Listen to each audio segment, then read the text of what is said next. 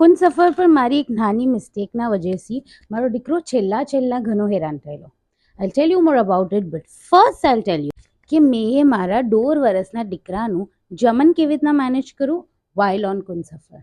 So here are my preferences for my child regarding food. And આ વિડીયોમાં મેં generally વાત કરીશ ગ્રેન્સના બારામાં, that is rice or roti, because protein તમે આપી શકો છો through cheese, milk, yogurt, dry fruit powder. તમે એને ફાઈબર બી આપી શકો છો થ્રુ ફ્રૂટ્સ, વેજીટેબલ્સ જલ્દી પાકી જાય. But roti and rice is the most difficult thing to manage whenever you're traveling. Karbala and Najaf બંને બાજુ તમને રાઈસ લંચ એન્ડ ડિનર બંનેમાં કમ્પલસરીલી મળશે જ.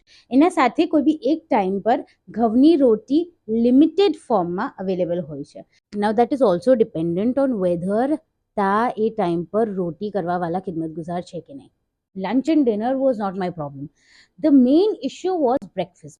Because breakfastમાં ખાલી મેદાના પ્લેન ઓપ્શન્સ અવેલેબલ હતા, with ભુરજી ઓર એગ કરી ઓર એક વખત ભાવભાજી બી હતું એક્સેટ્રા. એના સાથે ક્રીમ, ચીઝ, નટેલા, બ્રેડ એ બધું અવેલેબલ હતું. But my son does not enjoy having that in breakfast. અને મીઠું બ્રેકફાસ્ટ આપવાનું મેં બી પ્રિફર નહીં કરતી. કોર્નફ્લેક્સ એન્ડ મિલ્ક બી હોય છે, but that's also not my choice of breakfast for my child. So મેં હસન વાસ્તે રોટીઓ બનાવીને પ્રિઝર્વ કરીને લઈ ગયેલી. And if you want to know કે રોટીઓ ટ્રાવેલિંગ વાસ્તે કેવી રીતના પ્રિઝર્વ કરવાનું, you just have to comment down rotis and I will send you the detailed process of doing so.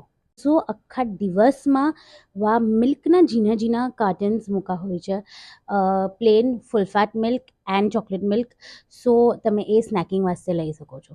Disposable ડબ્બાઝ, ડિસ્પોઝેબલ સ્પૂન, ઇવન થેલી એ લોકો રાખે છે. નું જોઈએ એટલું જમનમાં બા અવેલેબલ હોય છે. એન્ડ યુ નો તમે જેવા જાઓ છો તો તમને એવી ફિલિંગ આવી જાય છે કે તમે કેવા સુલતાનના દરબારમાં હાજર થયા છો. Now let me tell you what was my mistake.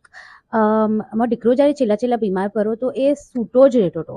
So May B it's because મેં એને બધી બાજુ લઈ જતી હતી and he was really tired and exhausted. But if તમે તમારા બચ્ચા સાથે સફર કરો તો પ્લીઝ આ ચીઝનું ધ્યાન રાખજો. I hope this video was helpful. Also અગર તમને આવું કોન્ટેન્ટ ગમે તો પ્લીઝ મને ફોલો ના કરજો. મેં આ કોન્ટેન્ટ નહીં આપતી.